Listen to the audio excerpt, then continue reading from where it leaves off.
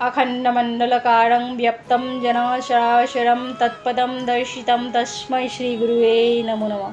তিনিজন পূৰ্ণগুৰুৰ শ্ৰীচৰণত সেৱা জনাই মই মোৰ দ্বিতীয় ভিডিঅ'টি আপোনালোকলৈ আগবঢ়াবলৈ লৈছোঁ। মই মোৰ প্ৰথম ভিডিঅ'টিত আপোনালোকক অৱগত কৰিছিলোঁ যে আমাৰ অসমৰ সৈতে আশ্ৰমখনৰ এক মধুৰ সম্পৰ্ক আছে।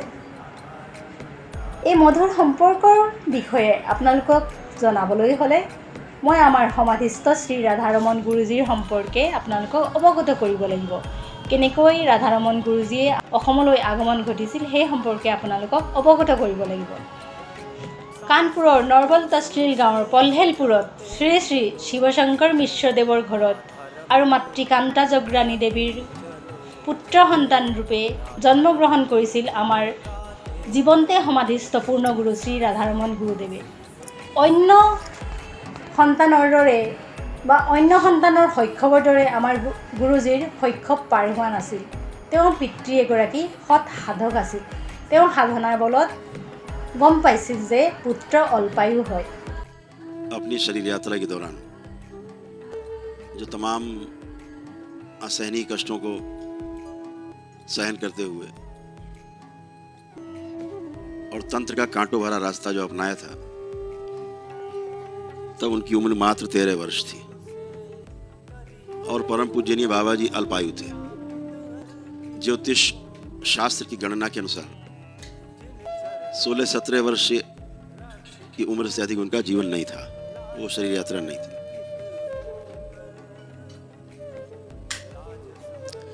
लेकिन परम पूजनीय बाबा जी के जो पिताश्री थे वह भी स्वयं एक तंत्र के बहुत बड़े ज्ञानी थे और शायद उन्होंने देख लिया होगा तो सृष्टि को तो कुछ और ही रचना रचनी थी। तो 13 वर्ष के अल्पायु बालक में जरूर सृष्टि के द्वारा ही कोई ऐसी घटना घटी होगी, संदेश आया होगा कि उन्होंने घर छोड़ दिया। 13 वर्ष की उम्र में ही वो पहाड़ियों में, कंदराओं में साधु संतों के यहाँ, सिद्धों के यहाँ, गुरुओं के यहाँ अपने गुरु की खोज में हाजिरी लगाने लगे। ऐसा कहा जाता है कि संतों और साधु संतों के, गुरुओं के सानिध्य में जाने से तमाम रोग पाप दोष कट जाते हैं, क्योंकि हम में धीरे धीरे समझदारी बनने लगती है और पुण्य एकत्रित होने लगता है। जैसे जैसे हमारा चरित्र बदलता जाता है वैसे वैसे सृष्टि के नियम भी हमारे लिए बदलते जाते हैं। जैसे हमारा सोचना विचारना होता है उसके अनुसार हमारी आयु घटती है, बढ़ती जाती है। परम पूजनीय बाबा जी की पहली अल्पायु उनके पिताश्री नहीं काटी, क्योंकि तब तक उनमें बहुत पुण्य एकत्रित हो गए होंगे। फलतः परम पूजनीय बाबा जी अपने लक्ष्य की ओर निकल पड़े।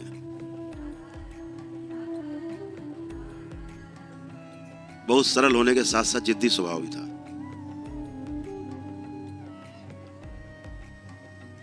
जब उनकी मां की मृत्यु हुई तब परम पूजनीय बाबा जी बाहर ही थे, घर पर नहीं थे। लेकिन उन्हें पता चल गया कि मां शरीर छोड़ रही है, तो पहाड़ियों से, कंदराओं से घर की ओर चल पड़े। उस समय इतने साधन नहीं होते थे, कहीं कहीं पर तो 3-4 दिन में ट्रेन आती जाती थी, वही ट्रेन जाती थी, फिर वही बाद में वापस आती थी। उसकी रिपेयरिंग होती थी, तमाम देखभाल होती थी, उसके दोबारा ओके मिलता था, तब वही ट्रेन वापस होती थी। ऐसे 2-3 दिन का गैप भी हो जाता था। लेकिन परम पूजनीय बाबा जी जब पहुंचे तो उनकी मां की शव यात्रा शमशान घाट पे पहुंच चुकी थी। तो परम पूजनीय बाबा जी ने आक्रोश कर कैसे जा सकती हो,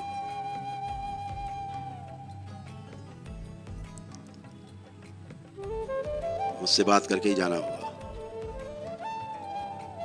और उन्होंने गंगा तट पे 2 मुट्ठी बालू अपनी मुट्ठियों में भर के और आह्वान किया कि तुम्हें मुझसे बात करके ही जाना होगा। पिताश्री जानते थे ये सब कर सकता है।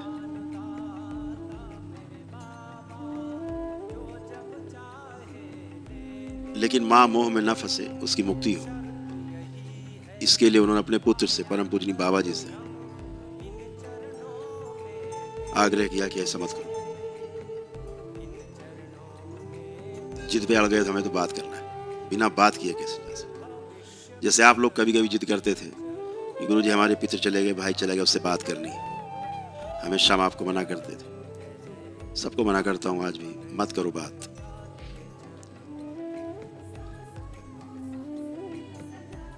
क्योंकि जो बात करता था वो एक अलग रूप था, एक अलग शरीर था, जीवन तो उसमें बस था, सृष्टि के नियमों का पालन कर रहा था, बस, इससे अधिक कुछ नहीं। तो मोह करोगे, उसमें अवरोध पैदा होंगे उसकी मुक्ति में। वही उनके पिताश्री ने भी समझाया कि ऐसा मत करो, वो जिद पर लगे, हमें तो करना है। पिताश्री की डांट के बाद उन्होंने 2 मुट्ठी बालू जो हाथ में समेट रखी थी, इसे छोड़ना पड़ा।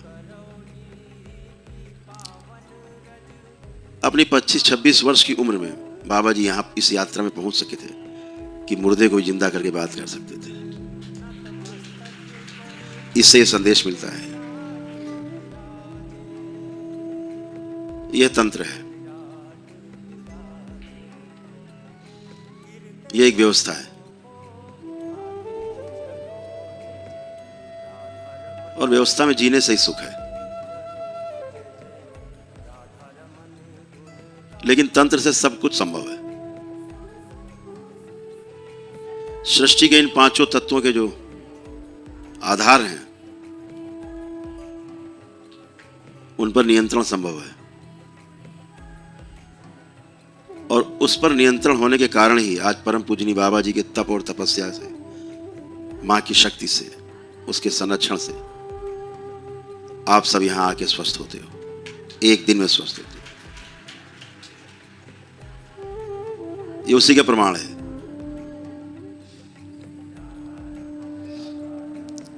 ये दरबार जैसे चाहता है वैसे उस तत्व को कम ज्यादा कर लेता है, घटा बढ़ा लेता है। तत्वों का घटना बढ़ना ही असंतुलन ही रोग है, कुपित हो जाना ही मृत्यु है। ये दरबार हर चीज संभव है, इसके लिए आपने देखा है, आपने अनुभव किया है। तो परम पूजनीय बाबा जी ने अपने जीवन काल में अत्यंत कठिनाइयों का सामना करते हुए तंत्र की जो ऊंचाइयां चढ़ी, नए नए मानसिक ग्रंथ रचे,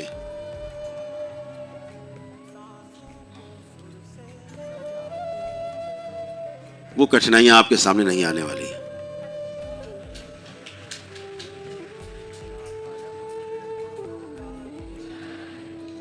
ये कठिनाई आ सकती थी अगर परम पूजनीय बाबा जी पूर्ण नहीं होते। निश्चित रूप से कठिनाई आपके समक्ष भी आती, वो सिर्फ आपको विधि बता सकते थे, छोटी सी, सहयोग नहीं कर सकते थे। शरीर छोड़ने के बाद, देह त्याग करने के पश्चात फिर आपका वो सहयोग नहीं कर सकते थे। आज आप दरबार से जुड़ते हो, परम पूजनीय बाबा और मां सदैव आपके साथ ही रहते हैं, हर क्षण। केवल आप आंख बंद करते हो और आपके शब्द निकलते हैं हृदय से, आंख खोलते हो पूरा हो जाता है। ये बाबा और मां की शक्ति है, उनका होने का प्रमाण है आपके साथ कि वो आपको सुन रहे हैं, आपको देख रहे हैं, आपको संरक्षण दे रहे हैं, दिशा दे रहे हैं। তেওঁৰ সাধনা আৰু তেওঁৰ ভক্তি বা তেওঁৰ সমৰ্পণৰ কাৰণে মা বাবাৰ কৃপাত, অৰ্থাৎ শিৱ বাবা আৰু মা কামাখ্যাৰ কৃপাত তেওঁ 111 বছৰলৈকে জীৱিত অৱস্থাত আছিল আৰু তেওঁ জীৱন্তে ইচ্ছা মৃত্যু বা সমাধিস্থ হৈছিল।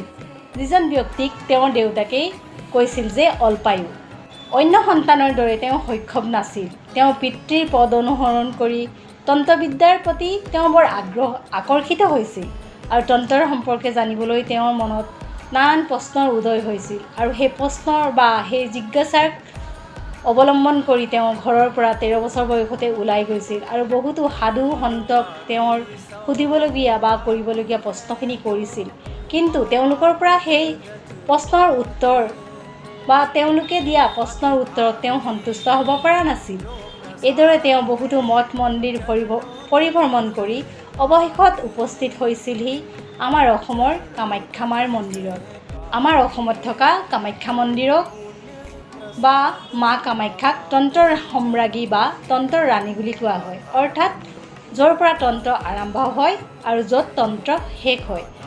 য'ত নেকি বাবা শিৱই মা কামাখ্যাক বা মা শক্তিক তন্ত্ৰৰ জ্ঞানৰ সম্পৰ্কে বিৱৰণ কৰিছিল আৰু তন্ত্ৰৰ সম্পৰ্কে অৱগত কৰিছিল।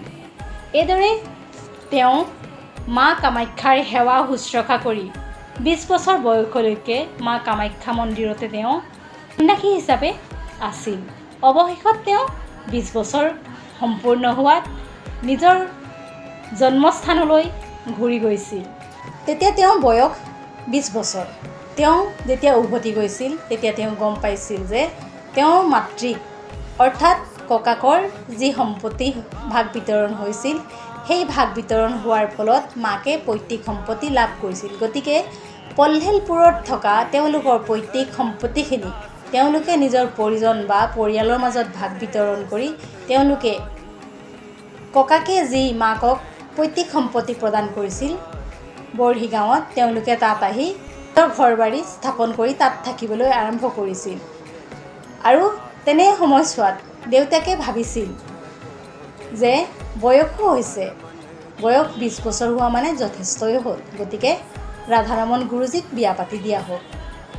তেখেতে বিয়া পাতি দিলে হয়তো ঘৰ এৰি সংসাৰী হোৱাৰ পাছত এনেকৈ মঠ মন্দিৰে ঘূৰি নুফুৰিব। এইদৰে তেওঁৰ বিয়া ঠিক কৰা হ'ল আৰু যথাসময়ত তেওঁ বিয়া পতা হ'ল। ঠিক সেইদৰে সময় বাগৰিল আৰু এটি পুত্ৰ ৰত্নৰো তেওঁলোকৰ প্ৰাপ্তি হ'ল। কিন্তু আমাৰ ৰাধাৰমন গুৰুজী যেন অকল সাংসাৰিক জীৱন যাপন কৰিবৰ বাবেই এই পৃথিৱীখনলৈ অহা নাছিল। নিয়তিয়ে হয়তো তেওঁৰ বাবে এক বিশেষ পৰিকল্পনা কৰি থৈছিল, য'ত তেওঁ মানৱ কল্যাণ বা সমাজখনক উদ্ধাৰ কৰিবৰ হেতুকে জন্মগ্ৰহণ কৰিছে আৰু তেওঁৰ উদ্দেশ্য পূৰণৰ কাৰণে তেওঁ এই জগতখনৰ শুভ চিন্তা কৰি বা মানৱ কল্যাণৰ কাৰণে ঘৰ এৰি আকৌ ওলাই গৈছিল। এইবাৰ তেওঁ দিগ্গজ পণ্ডিতসকলক লগ ধৰিছিল আৰু বিচাৰ বিবেচনা কৰিছিল। তেওঁ আকৌ অসমৰ কামাখ্যা মাৰ মন্দিৰলৈ আহিছিল আৰু অসমৰ তন্ত্ৰবিদ্যাত পাৰ্গত লোকসকলৰ সৈতে তেওঁ আলোচনা বিলোচনা কৰিছিল। আমাৰ অসমৰ তন্ত্ৰবিদ্যাত পাৰ্গত ব্যক্তিসকলে বা অভিজ্ঞ ব্যক্তিসকলে তেওঁক কৈছিল যে আপুনি মা কামাখ্যাৰ সাধনা কৰক বা সেৱা পূজা কৰক। তেতিয়া আমাৰ সমাধিস্থ ৰাধাৰমন গুৰুজীয়ে মা কামাখ্যাকে গুৰু মানি পূজা আৰু সেৱা সাধনা অবিৰতভাৱে কৰি গ'ল। এনেকৈ অবিৰতভাৱে কৰি যোৱা সেৱা সাধনা আৰু আত্মসমৰ্পণত মা কামাখ্যাই অতি সন্তুষ্ট হ'ল আৰু দয়াময়ী আৰু কৃপাময়ী মায়ে তেওঁক সাক্ষাৎ দৰ্শন দি আশীৰ্বাদ প্ৰদান কৰিলে। তেওঁৰ ৰাধাৰমন গুৰুজীৰ মনত চলি থকা প্ৰশ্নখিনিৰ উত্তৰ যেন তেওঁ বিচাৰি পালে আৰু তেওঁ মনত চলি থকা সেই ধুমুহাজাকৰ কিছু শাম কাটিল আৰু তেওঁৰ মনটো সন্তুষ্টিৰে ভৰি পৰিল যে তেওঁ কিবা এটা জ্ঞান লাভ কৰিলে। অৰ্থাৎ তেওঁৰ মাৰ দৰ্শনে তেওঁৰ অশান্ত মনটোক শান্ত কৰি তুলিলে। তাৰ পাছত তেওঁ নিজ গাঁৱলৈ বুলি আকৌ ঘূৰি গ'ল।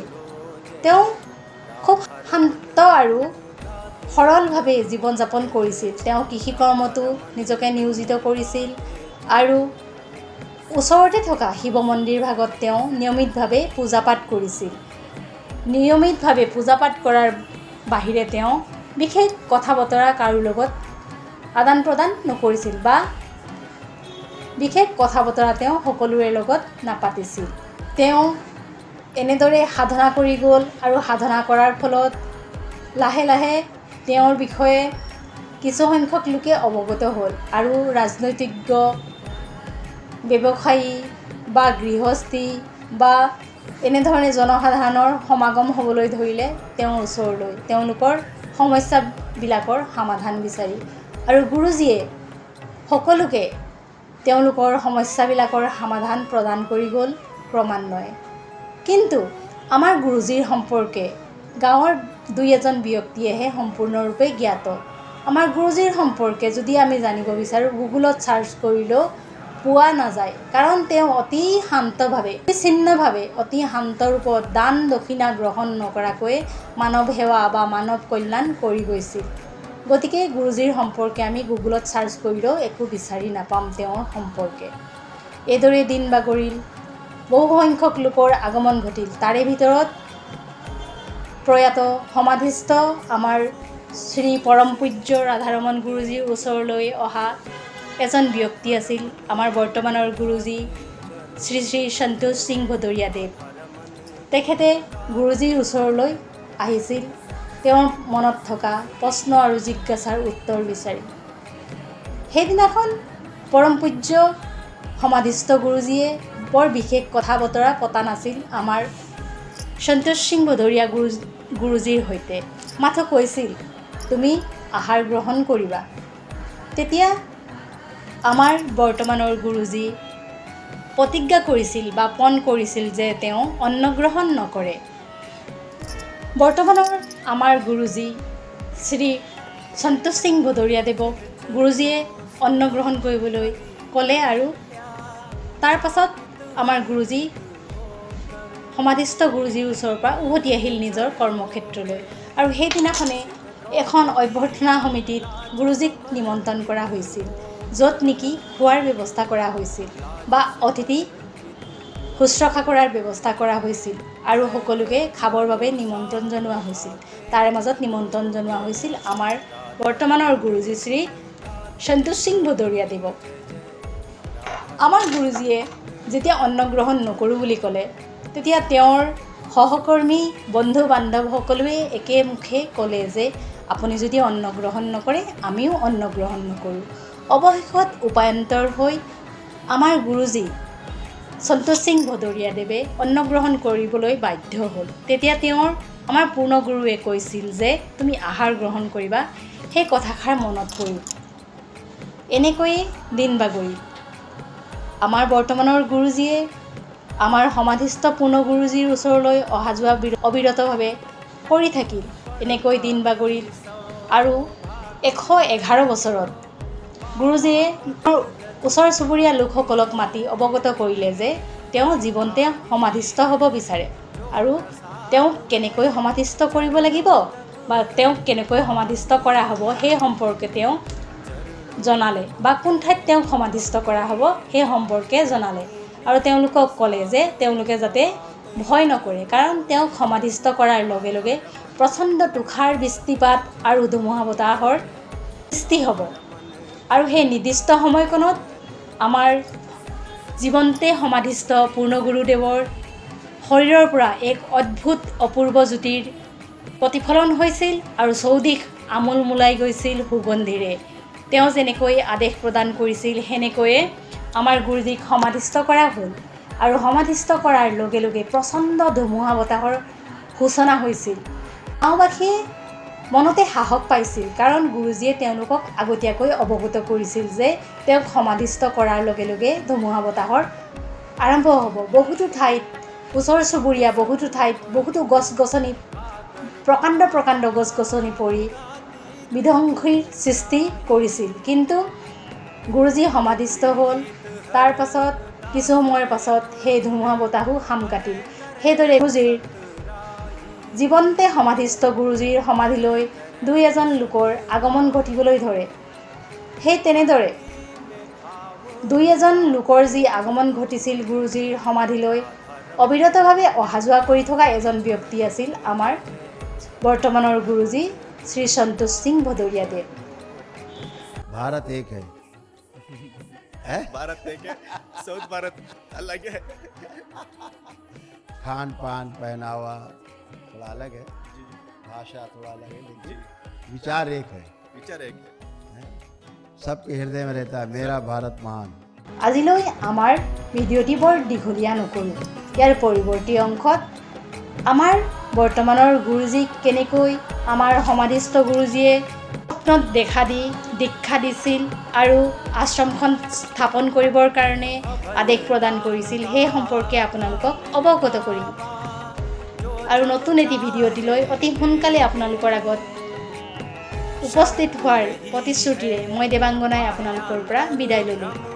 লাইক কৰিব, শ্বেয়াৰ কৰিব, ছাবস্ক্ৰাইব কৰিব। আপোনালোকৰ লাইক, শ্বেয়াৰ আৰু ছাবস্ক্ৰাইবে আমাক এনেকৈ ভিডিঅ' বনাই যোৱাত সহায় কৰিব আৰু প্ৰেৰণা যোগাব। জয় বাবা কি, গৌৰী শংকৰ মহাদেৱ কি জয়, হৰ হৰ মহাদেৱ, জয় মা কামাখ্যা।